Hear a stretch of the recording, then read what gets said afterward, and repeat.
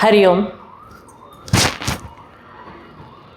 समस्तजनकल्याणे निरतं करुणामयं नमामि चिन्मयं देवं सद्गुरुं ब्रह्मविद्वरं। ನಮ್ಮೆಲ್ಲರ ಹೃದಯ ಕಮಲದಲ್ಲಿ ವಾಸಿಸುತ್ತಿರುವಂತಹ ಯೋಗೇಶ್ವರ ಕೃಷ್ಣನಿಗೂ, ಪೂಜ್ಯ ಗುರುದೇವ್ ಸ್ವಾಮಿ ಚಿನ್ಮಯಾನಂದಜಿ, ಪೂಜ್ಯ ಸ್ವಾಮಿ ಬ್ರಹ್ಮಾನಂದಜಿ, ಪೂಜ್ಯ ಸ್ವಾಮಿ ಗಹನಾನಂದಜಿ, ನಮ್ಮ ಗುರುಗಳಾದ ಪೂಜ್ಯ ಶ್ರೀ GN ಶೇಷಾದ್ರಿ ಸರ್, ಪೂಜ್ಯ ಶ್ರೀ ರವಿಜಿ ಹಾಗೂ ಇಲ್ಲಿ ನೆರೆದಿರುವ ಎಲ್ಲ ಭಕ್ತರಿಗೂ ನನ್ನ ಸಾಷ್ಟಾಂಗ ಪ್ರಣಾಮಗಳನ್ನು ಮಾಡುತ್ತಾ ಇಂದಿನ ವಿಷಯಕ್ಕೆ ಬರೋಣ. ಭಗವದ್ಗೀತೆ 14ನೇ ಅಧ್ಯಾಯ ಗುಣತ್ರಯ ವಿಭಾಗ ಯೋಗ, ಅದರಲ್ಲಿ ಬರುವ ಗುಣಾತೀತನ ಲಕ್ಷಣಗಳು. ಶ್ಲೋಕ ನಂಬರ್ 22, 23, 24, 25 4 ಶ್ಲೋಕಗಳು. ಇವುಗಳ ಬಗ್ಗೆ ನಾವು ಚಿಂತನೆಯನ್ನು ಮಾಡೋಣ. ಹೇಗೆ ಈ ಶ್ಲೋಕಗಳು ಬರುತ್ತೋ ಹಾಗಾಗಿ ನಾವೆಲ್ಲ ಒಟ್ಟಿಗೆ ಚಾಂಟ್ ಮಾಡೋಣ. ಪೂಜ್ಯ ಗುರುದೇವರ ಅಷ್ಟೋತ್ತರ ಶತನಾಮಾವಳಿಯಲ್ಲಿ 27ನೇ ನಾಮವೇ ಓಂ ಗುಣಾತೀತಾಯ ನಮಃ. ನಾವು ಅವರ ಆದರ್ಶವನ್ನು ಪಾಲಿಸಿ ಅವರ ಮಾರ್ಗದಲ್ಲಿ ನಡೆಯೋದಕ್ಕೆ ಪ್ರಯತ್ನಿಸೋಣ.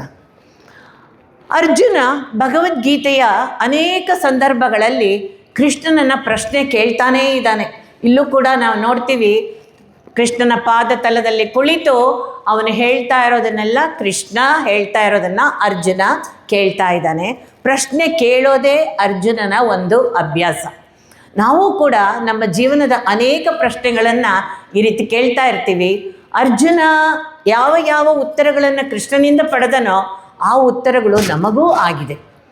ಸೊ ಇಲ್ಲಿ ಪ್ರತಿ ಸಂದರ್ಭದಲ್ಲೂ ಅರ್ಜುನ ಜ್ಞಾನಿ ಯಾವ ರೀತಿ ಇರ್ತಾನೆ, ಭಕ್ತನ ಲಕ್ಷಣಗಳೇನು, ಯೋಗಿ ಯಾವ ರೀತಿ ನಡ್ಕೋತಾರೆ, ಸ್ಥಿತಪ್ರಜ್ಞ ಯಾವ ರೀತಿ ಮಾತಾಡ್ತಾನೆ ಅಂತ ಈ ರೀತಿ ಕೇಳ್ತಾನೇ ಇದ್ದಾಗ ಈ ಸಂದರ್ಭದಲ್ಲಿ ಗುಣಾತೀತನ ಬಗ್ಗೆ 3 ಪ್ರಶ್ನೆಯನ್ನು ಕೇಳ್ತಾನೆ.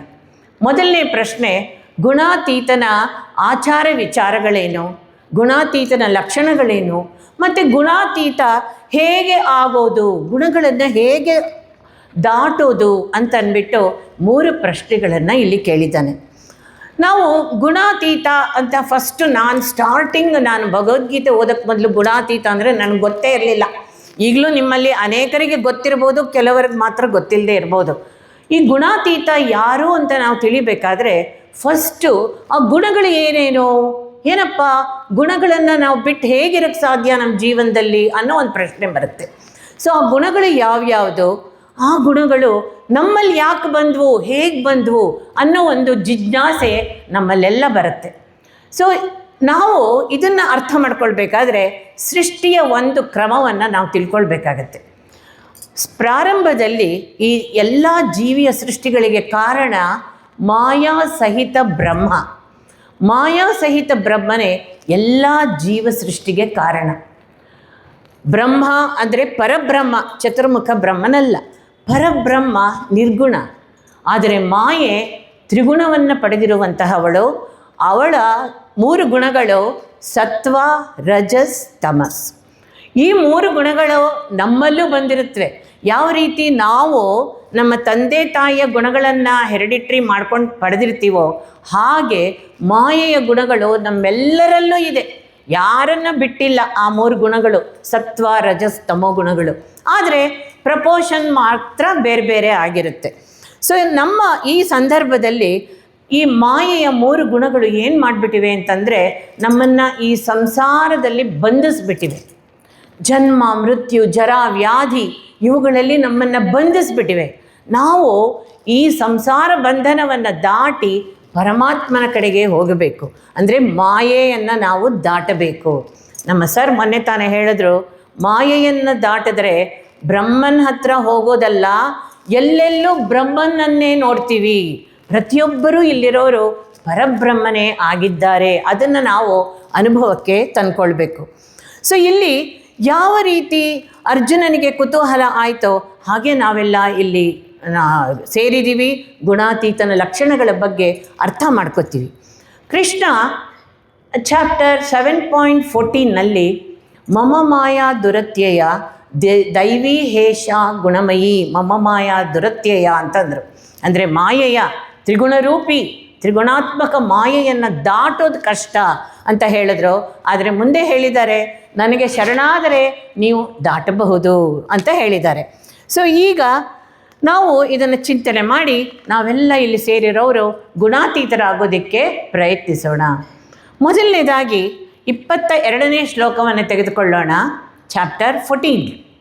ಶ್ರೀ ಭಗವಾನುವಾಚ ಪ್ರಕಾಶಂಚ ಪ್ರವೃತ್ತಿಂಚ ಮೋಹಮೇವ ಚ ಪಾಂಡವ ನ ದ್ವೇಷ್ಟಿ ಸಂಪ್ರವೃತ್ತಾನಿ ನ ನಿವೃತ್ತಾನಿ ಕಾಂಕ್ಷತಿ. ಇಲ್ಲಿ 3 ಪ್ರಭಾವಗಳನ್ನು ಕೊಟ್ಟಿದ್ದಾರೆ: ಪ್ರಕಾಶ, ಪ್ರವೃತ್ತಿ, ಮೋಹ. ಈ 3 ಪ್ರಭಾವಗಳು ಯಾವುದರಿಂದ ಆಗಿರೋದು? ಸತ್ವ, ರಜಸ್, ತಮೋ ಗುಣಗಳಿಂದ ಉಂಟಾಗಿರುವಂಥದ್ದು. ಸೊ ಈ ಪ್ರಕಾಶವನ್ನು ನಾವು ಯಾವ ರೀತಿ ರೆಕಗ್ನೈಸ್ ಮಾಡ್ಬೋದು ಅಂದರೆ ಜ್ಞಾನವನ್ನು ಪಡೀತಾರೆ. ಈ ಜ್ಞಾನ ಗುಣಾತೀತನಾದವನಿಗೆ ಆತ್ಮಜ್ಞಾನ ಹೊಂದಿದ್ರೆ ಸಾಕು, ಇನ್ನೇನು ಬೇಡ. ಆದರೆ ನಾವು ಈ ಸಮಾಜದಲ್ಲಿರುವಾಗ, ಈ ಪ್ರಪಂಚದಲ್ಲಿರುವಾಗ ಅನೇಕ ಬಗೆಯ ಜ್ಞಾನಗಳು ಬರ್ತಾನೇ ಇರುತ್ತವೆ. ಉದಾಹರಣೆಗೆ ರಾಜಕೀಯ ಜ್ಞಾನಗಳು ತಾನಾಗಿ ಏನೇನು ರಾಜಕೀಯ ನಡೀತಿದೆ ಅಂತ ಬರ್ಬೋದು. ಸ್ಪೋರ್ಟ್ಸ್ ಜ್ಞಾನ ಇರಬಹುದು, ಅಕಾಡೆಮಿಕ್ ಜ್ಞಾನ ಇರಬಹುದು. ಈ ರೀತಿ ಯಾವುದೇ ಜ್ಞಾನ ಬಂದರೂ ಕೂಡ ಅವರು ಬೇಡ ಅನ್ನಲ್ಲ, ಬಂದಿದ್ದನ್ನು ಪ್ರಸಾದ ರೂಪದಲ್ಲಿ ಸ್ವೀಕರಿಸ್ತಾರೆ. ಅಕಸ್ಮಾತ್ ಈ ಜ್ಞಾನ ಬರದೇ ಇದ್ರೂ ಪರವಾಗಿಲ್ಲ. ನ ದ್ವೇಷ್ಟಿ ಸಂಪ್ರವೃತ್ತಾನಿ ನ ನಿವೃತ್ತಾನಿ ಕಾಂಕ್ಷತಿ. ಸೊ ಬಂದರೆ ಬೇಡ ಅನ್ನಲ್ಲ, ಬರದೇ ಇದ್ದರೆ ಬೇಕು ಅನ್ನಲ್ಲ.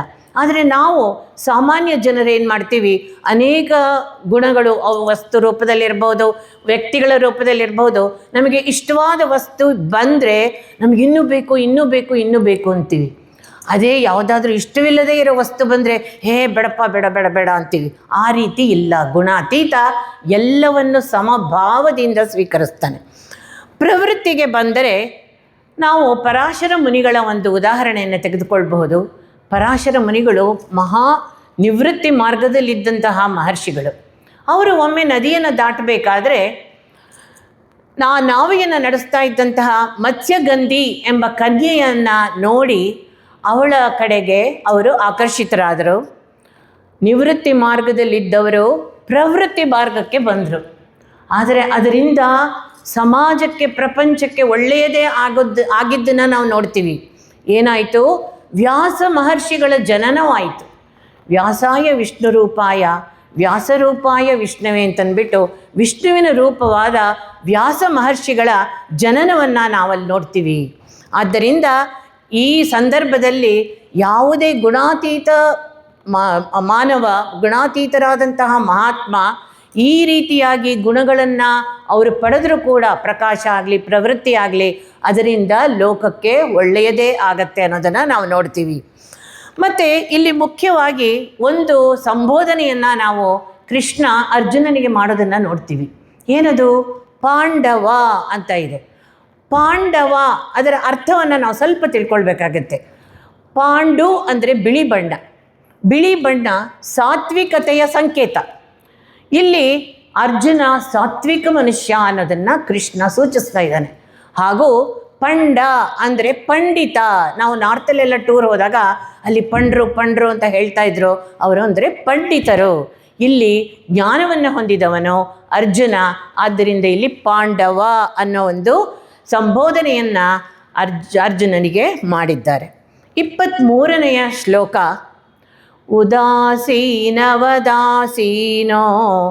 ಗುಣೈರ್ಯೋ ನ ವಿಚಾಲ್ಯತೆ ಗುಣಾವರ್ತಂತ ಇತ್ಯೇವ ಯೋವತಿಷ್ಠತಿ ನೇಂಗತೆ. ಇಲ್ಲಿ ಉದಾಸೀನ ಅನ್ನೋ ಒಂದು ಅರ್ಥವನ್ನು ನಾವು ಸರಿಯಾಗಿ ತಿಳ್ಕೊಳ್ಬೇಕಾಗಿದೆ. ನಾವು ಅನೇಕ ಸಲ ಮನೆಯಲ್ಲಿ ಎಷ್ಟು ಉದಾಸೀನ ಮಾಡ್ತೀಯ ನೀನು ಅಂತ ಹೇಳ್ತಾ ಇರ್ತಾರೆ. ನಮ್ಮ ಹಿರಿಯರು ನಮಗೇನಾದರೂ ಕೆಲಸ ಹೇಳಿದಾಗ ಅಯ್ಯೋ ಹೋಗಮ್ಮ ನಾನು ಆಮೇಲೆ ಮಾಡ್ತೀನಿ, ನಾನು ಮಾಡಲ್ಲ ಅಂತ ಹೇಳ್ತೀವಲ್ಲ, ಆ ಉದಾಸೀನ ಅಲ್ಲ.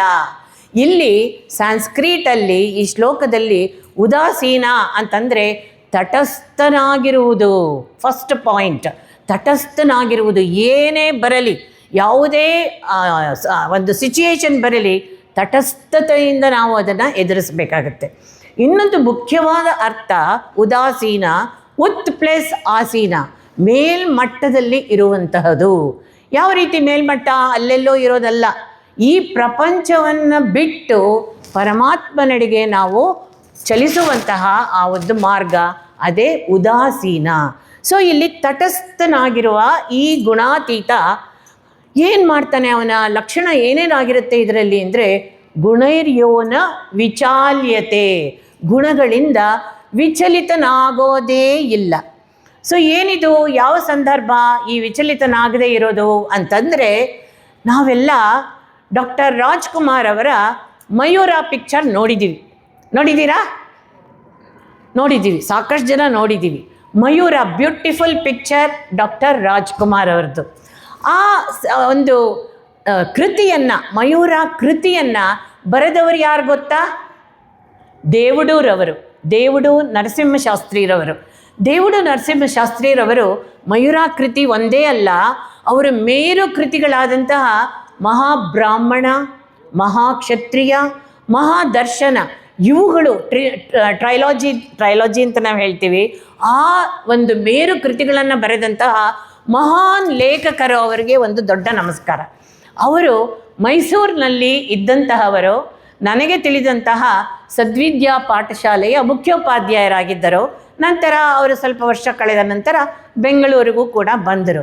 ಅವರು ಸರಳ ವ್ಯಕ್ತಿ, ಅತ್ಯಂತ ಸರಳ ವ್ಯಕ್ತಿ. ದೇವುಡು ಅವರು ಈ ಉಪನಿಷತ್ತಿನ ಬಗ್ಗೆ ಹಾಗೂ ಈ ಭಗವದ್ಗೀತೆಯ ಬಗ್ಗೆ ಪ್ರವಚನವನ್ನು ಸಾಕಷ್ಟು ಕೊಡ್ತಾಯಿದ್ರು. ಆಲ್ಮೋಸ್ಟ್ ಎವ್ರಿ ಡೇ ಅಂತ ಹೇಳ್ಬೋದು, ಪ್ರವಚನಗಳನ್ನು ಭಗವದ್ಗೀತೆಯ ಬಗ್ಗೆ ಕೊಡ್ತಾ ಇದ್ದವರು ಮತ್ತು ಆ ತತ್ವಗಳನ್ನು ತಮ್ಮಲ್ಲಿ ಅಳವಡಿಸಿಕೊಂಡಿದ್ದಂತಹವರು. ಒಮ್ಮೆ ಏನಾಯಿತು, ನ ವಿಚಾಲ್ಯತೆ ಅನ್ನೋದಕ್ಕೆ ಈ ಒಂದು ಸಂದರ್ಭ, ಅವರು ಅಂದು ಪ್ರವಚನವನ್ನು ಕೊಡೋಕ್ಕೆ ಹೊರಡಬೇಕಾಗಿತ್ತು, ಭಾಗವತ ಪ್ರವಚನ.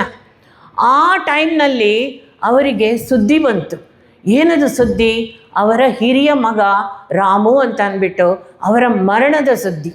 ಸೊ ಆದರೂ ಕೂಡ ಅವರು ವಿಚಲಿತರಾಗಲಿಲ್ಲ. ಅವರು ಹೊರಟು ಆ ಭಗವದ್ಗೀತೆ ಪ್ರವಚನವನ್ನು ಮುಗಿಸಿದ್ರು, ಮತ್ತೆ ವಾಪಸ್ ಬಂದರು. ಇಂತಹ ಅನೇಕ ಉದಾಹರಣೆಗಳನ್ನು ನಮ್ಮ ಗುರುಗಳು ನಮಗೆ ಕೊಟ್ಟಿದ್ದಾರೆ. ಡಾಕ್ಟರ್ ಹುಯಿಲಗೋಳ್ ಸರ್ಜನ್ ಆದವರು, ಹುಬ್ಳಿನವರು, ಮತ್ತು ಶ್ರೀ SR ಮಲ್ಯ ಅವರು, ಇಂತಹ ಅನೇಕ ಸಂದರ್ಭಗಳು, ಮತ್ತು ನಮ್ಮ ಸರ್ದಾರ್ ವಲ್ಲಭಾಯ್ ಪಟೇಲ್, ಈ ಎಲ್ಲ ಅನೇಕ ಘಟನೆಗಳು ಇಲ್ಲಿ ಹೇಳಕ್ಕೆ ಸಮಯ ಇಲ್ಲ.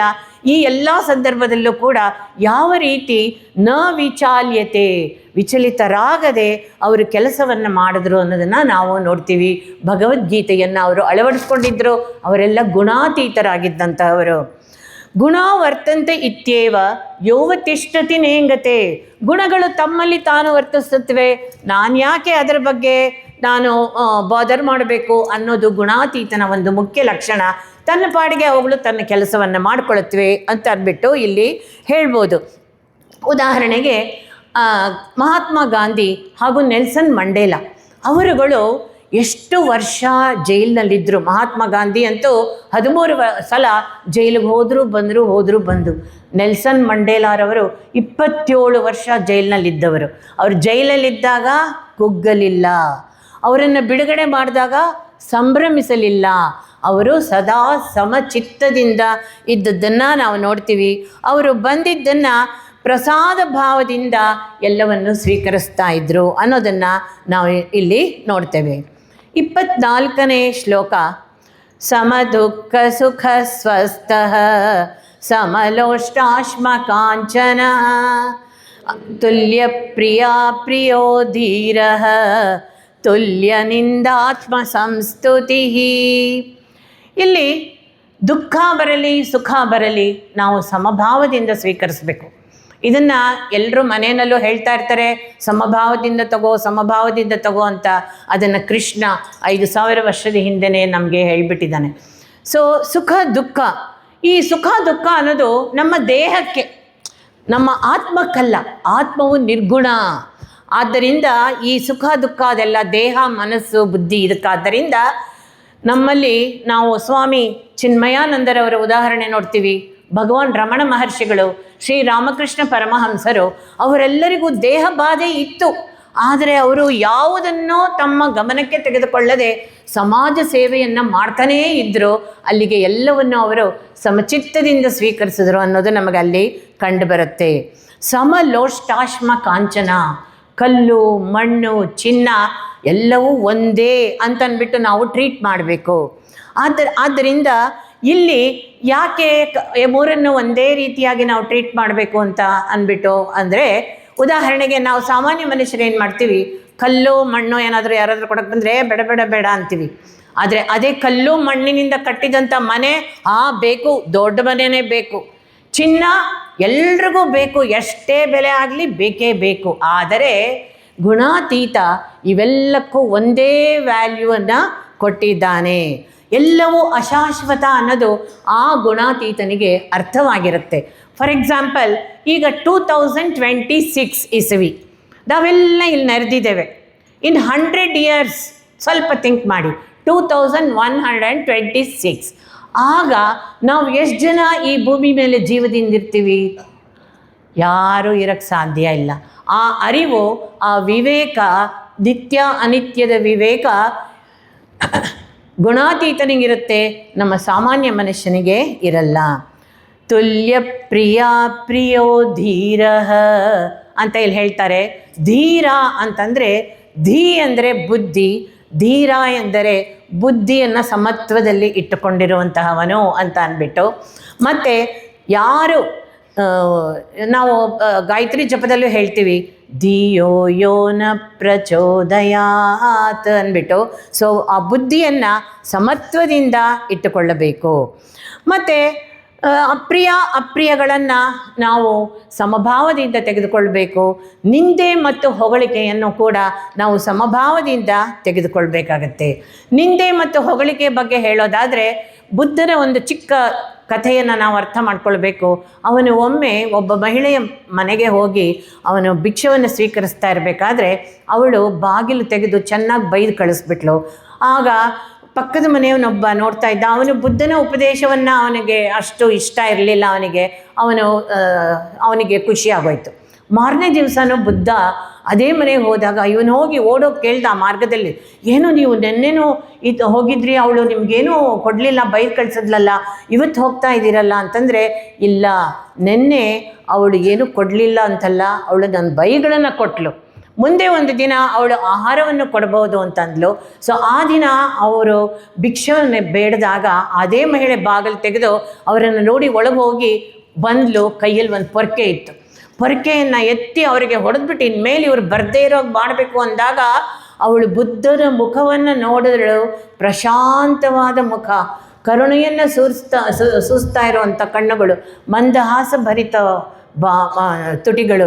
ಅವುಗಳನ್ನು ನೋಡಿ ಅವಳ ಕೈಯಲ್ಲಿದ್ದಂತಹ ಪೊರಕೆ ಜಾರಿ ಕೆಳಗೆ ಬಿದ್ದುಬಿಡ್ತು.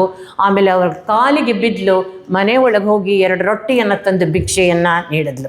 ಮತ್ತು ಪಕ್ಕದ ಮನೆಯವನು ನಾವು ನೋಡ್ತಾ ಇದ್ನಲ್ಲ, ಅವನು ಕೂಡ ಬುದ್ಧನ ಕಾಲಿಗೆ ಬಿದ್ದು ಪ್ರಭುಗಳೇ, ನನ್ನನ್ನು ಶಿಷ್ಯನನ್ನಾಗಿ ಸ್ವೀಕರಿಸು ಅಂತ ಹೇಳ್ದ.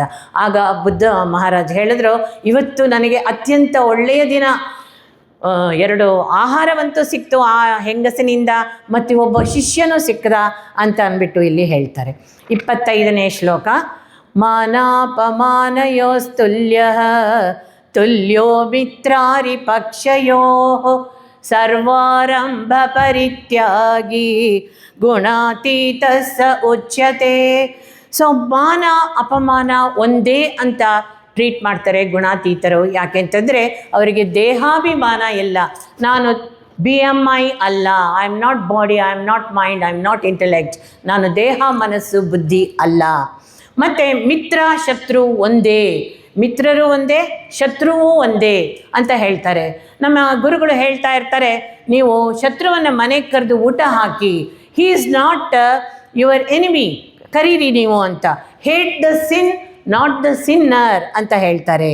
ಆದ್ದರಿಂದ ನಾವು ಮಿತ್ರ ಶತ್ರುವನ್ನು ಒಂದೇ ಸಮನಾಗಿ ಟ್ರೀಟ್ ಮಾಡಬೇಕು.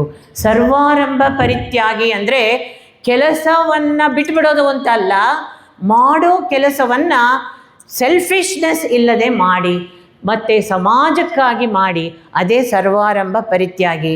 ಆಗಲೇ ನೀನು ಗುಣಾತೀತ ಅಂತ ಹೇಳ್ಬೋದು. ನಾವು ಸಾಧಕರು ಗುಣಾತೀತರಾಗಬೇಕು. ಈಗ ನಾವಿಲ್ಲಿರೋರೆಲ್ಲರೂ ಕೂಡ ಅನೇಕರು ಗುಣಾತೀತರಾಗ್ಬಿಟ್ಟಿದ್ದೀರಿ, ನನಗೆ ಗೊತ್ತಿದೆ. ಇಲ್ಲಿ ಬಂದಿಲ್ಲದೆ ಇರೋರು ಅನೇಕರು ಗುಣಾತೀತರಾಗಿದ್ದಾರೆ, ನಾನು ಗಮನಿಸಿದ್ದೀನಿ. ಹಾಗೆ ಅಂತ ನಾನು ಗ್ರೇಟ್ ಅಲ್ಲ, ನಾನಿನ್ನೂ ಈ ಗುಣಾತೀತಲಾಗುವ ಹಾದಿಯಲ್ಲೇ ಇದ್ದೀನಿ. ಸೊ ಗುಣಾತೀತರಾಗೋದು ಹೇಗೆ ಅಂತಂದರೆ, ಪರಮಾತ್ಮ ಈ 4 ಶ್ಲೋಕಗಳಲ್ಲಿ 7 ಇಂಡಿಕೇಟರ್ಸ್ ಕೊಟ್ಟಿದ್ದಾರೆ. 7 ಸಂಕೇತಗಳು, 7 ಪ್ರಮಾಣಗಳು. ಯಾವ್ಯಾವುದು ಅಂತಂದರೆ, ಇವುಗಳನ್ನು ಸಮನಾಗಿ ಟ್ರೀಟ್ ಮಾಡಬೇಕು. ಸುಖ ದುಃಖ, ಲೋಷ್ಟ ಅಶ್ಮ ಕಾಂಚನ, ಪ್ರಿಯ ಅಪ್ರಿಯ, ನಿಂದೆ ಆತ್ಮಸಂಸ್ತುತಿ, ನಿಂದೆ ಹೊಗಳಿಕೆ, ಮಾನ ಅಪಮಾನ, ಮಿತ್ರ ಶತ್ರು ಹಾಗೂ ಸರ್ವಾರಂಭ ಪರಿತ್ಯಾಗಿ. ಇಷ್ಟು ಗುಣಗಳನ್ನು ನಾವು ಬೆಳೆಸ್ಕೊಂಡು ಬಿಟ್ಟರೆ ಆಗ ನಾವು ಕೂಡ ಗುಣಾತೀತರಾಗಬಹುದು. ಒಂದು ಏನಂತಂದರೆ, ನಾನು ಹೇಳೋದು ಮತ್ತು ನಮ್ಮ ಸರ್ ಹೇಳೋದು, ಈ 7ರಲ್ಲಿ ಒಂದು ಗುಣವನ್ನು ಹಿಡ್ಕೊಳ್ಳಿ ಸಾಕು, ಅದನ್ನು ಪ್ರಾಕ್ಟೀಸ್ ಮಾಡಿ. ಒಂದು ಗುಣವನ್ನು ಹಿಡಿದ್ರೆ ಆಗ ಬಿಕ್ಕಿದ್ದೆಲ್ಲ ಬಾಲ ಥರ ತಾನಾಗಿ ಬಂದು ನಮ್ಮಲ್ಲಿ ಸೇರ್ಕೊಂಡು ಬಿಡುತ್ತೆ. ಆದ್ದರಿಂದ ಇದರ ಜೊತೆಗೆ, ಈ 7 ಗುಣಗಳ ಜೊತೆಗೆ ಪರಮಾತ್ಮನಲ್ಲಿ ಅನನ್ಯ ಭಕ್ತಿ ಇರಬೇಕು. ಆಗ ನಾವು ಎಲ್ಲರಲ್ಲೂ ಪರಮಾತ್ಮನನ್ನು ಕಾಣಬಹುದು. ಇದನ್ನು ನಿತ್ಯ ಜೀವನದಲ್ಲಿ ಅನುಷ್ಠಾನ ಮಾಡಿದ್ರೆ ಶಾಶ್ವತವಾದ ಆನಂದವನ್ನು ನಾವು ಪಡಿಬೋದು. ಹಾಗೂ ಶಾಶ್ವತವಾದ ಆನಂದದ ಜೊತೆಗೆ ಈ ಪ್ರಪಂಚದಲ್ಲಿ ಯಾವುದೇ ಸಿಚುಯೇಷನ್ ಬಂದರೂ ಕೂಡ ಧೈರ್ಯವಾಗಿ ಎದುರಿಸುವ ಸಾಮರ್ಥ್ಯ ನಮಗೆ ಬರುತ್ತೆ. ಗುರುದೇವ್ ಹೇಳಿದ್ರು, ಡಿಟ್ಯಾಚ್ ಅಟ್ಯಾಚ್, ಅಂದರೆ detach from the world, attach to the lord ಅಂತ ಸ್ವಾಮಿ ಬ್ರಹ್ಮಾನಂದಜಿ ಹೇಳ್ತಾ ಇರ್ತಾರೆ. ಒಳಗೆ ಬಾ ಅಂತಂದ್ಬಿಟ್ಟು, ಅಂದರೆ ಆತ್ಮಚಿಂತನೆಯನ್ನು ಮಾಡ್ಕೋ, ನಿನ್ನ ಆತ್ಮದ ಅರಿವನ್ನು ಮಾಡ್ಕೋ ಅಂತ ಹೇಳ್ತಾರೆ. ಸೊ ನಾವೆಲ್ಲರೂ ಕೂಡ ಈ ಮಾರ್ಗದಲ್ಲಿ ಸಾಗಿ ಈ ಎಲ್ಲ ಮಾತುಗಳ ಈ ಪುಷ್ಪವನ್ನು ಗುರುದೇವರವರ ಪದತಲಕ್ಕೆ ಅರ್ಪಿಸೋಣ. ಹಾಗೂ ನನ್ನ ಮಾತುಗಳಿಗೆ ಪ್ರೇರಕರಾದವರು ನನ್ನ ಗುರುಗಳಾದಂತಹ ಶ್ರೀ GN ಶೇಷಾದ್ರಿ ಸರ್ ಅವರು, ಮತ್ತು ನನ್ನ ಕುಟುಂಬ ವರ್ಗ, ಇಲ್ಲಿ ಅನೇಕರು ಬಂದಿದ್ದೀರಿ. ಹಾಗೂ ಒಲೆಟಿ ಸ್ಟಡಿ ಗ್ರೂಪ್ ಮೆಂಬರ್ಸ್ ಎಲ್ಲ ಇಲ್ಲಿ ಬಂದಿದ್ದೀರಿ, ಸಾಕಷ್ಟು ಜನ. ಇವರೆಲ್ಲರಿಗೂ ನನ್ನ ಅನಂತ ಧನ್ಯವಾದಗಳು, ವಂದನೆಗಳು. ಈ ಚಿನ್ಮಯ ಅಮೃತೋತ್ಸವದ ಈ ಸಂದರ್ಭದಲ್ಲಿ ಪೂಜ್ಯ ಸ್ವಾಮಿ ಬ್ರಹ್ಮಾನಂದಜಿರವರು ಇಂತಹ ವಿಶೇಷವಾದ unique 1 and only study group members ಯಜ್ಞವನ್ನು ಅರೇಂಜ್ ಮಾಡಿ ನಮಗೆ ಈ ಒಂದು ಅವಕಾಶವನ್ನು ಮಾಡಿಕೊಟ್ಟಿದ್ದಾರೆ. ಆದ್ದರಿಂದ ಅವರ ಪದತಲಗಳಿಗೆ ಸಾಷ್ಟಾಂಗ ವಂದನೆಯನ್ನು ಮಾಡಿ ನನ್ನ ಈ ಮಾತುಗಳನ್ನು ಮುಗಿಸ್ತೇನೆ. ಶ್ರೀ ಕೃಷ್ಣಾರ್ಪಣಮಸ್ತು. ಜೈ ಶ್ರೀ ಕೃಷ್ಣ.